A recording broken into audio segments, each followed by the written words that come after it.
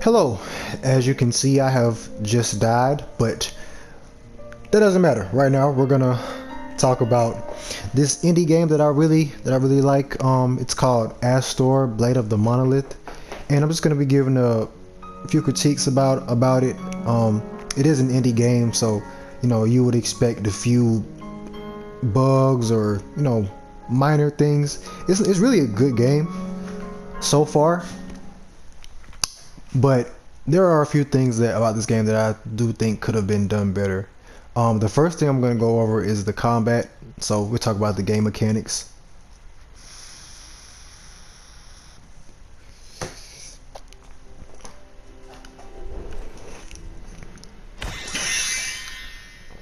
Now, the combat in this game is cool. There is a little bit of lag in between, like me pressing the button and the action actually happening. So I think that's input. There is a bit of lag between input and the actual action in the game. Like for example, I press dodge, and I pressed dodge like half a second ago, and it's you have to get used to the lag to be able to dodge in a timely fashion so you don't get hit. That's one thing that I don't really care for in this game, is the lag between the input and the actual action. But I've gotten used to it. See, it didn't work that time. I've gotten used to it, but it can be a bit irritating. So there's that. The combat overall, the actual combos are pretty good. The enemies are cool in this game. I feel like the motion could have been a bit more fluid. It does feel a bit, I don't know how to really explain it, but the motion, like the jumping around, it feels a little stiff. The movement feels a little bit stiff. I will say that. I'm probably gonna die again, which is fine. Before I die, the interface is simple. The pause menu is pretty simple.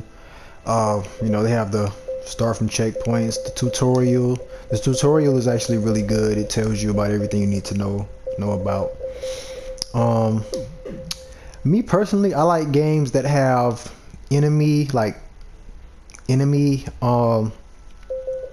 info.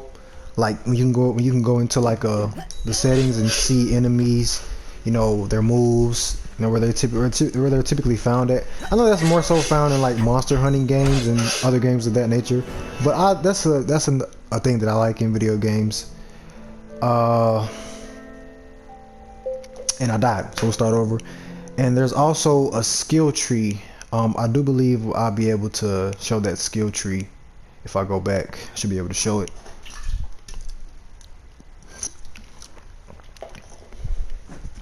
But those are really the main things that I have issues with. The story so far has been pretty straightforward. And then this is where you can see all of your equipment. This is your main weapon that you have right now, and you can unlock other weapons. I did unlock more weapons on my first playthrough. I didn't play through the whole game, but I had other weapons. These are the collectibles, and it only shows you the collectibles for the area that you're in. You can't see it for the whole. You can't see it for the entire map as a whole, just for the area that you're in. So I think that's pretty cool. Yeah. You have constructs, which I haven't unlocked any yet, but you can over the course of the game. And then you have your quest tab here, where you can see all your quests. So yeah, there's some. It's a pretty solid game. It only has really minor things. Like I said, the lag when it comes to combat, I don't really care for. But other than that, the combat is pretty cool. The game is cool. Everything in the game, the enemies and the characters that you encounter, they have interesting personalities. This is one of those games where the dialogue isn't actively voiced unless it's like some type of narration cutscene, but the dialogue in the game itself between characters is not voiced, which I don't have a problem with that. And yeah, that's pretty much my take on this game. It's It's a pretty solid indie game. One of the most solid indie games you'll find, in my opinion. Outside of minor things, yeah, that's my take on Astor, Blade of the Monolith, and I would recommend it to anybody who is an indie fanatic like myself, who likes playing indie games. I would recommend it highly. So pick up a copy if you find the time. You won't be disappointed. Oh, I forgot to mention, there's also, I forgot to mention this mechanic here. Let me kill this guy real quick so I can show you. This is how you go into the spirit world.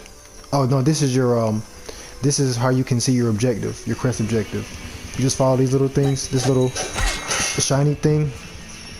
It can take you to your quest objective, and then I think this is how you open the spirit realm, and it reveals like hidden things that you can't see when you're not in the spirit realm. So there's that.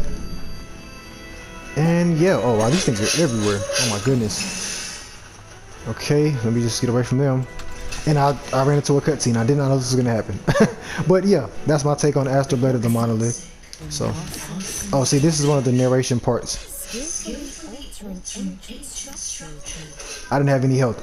But yeah, I'm gonna end it here. Thanks for watching, and hope you enjoyed.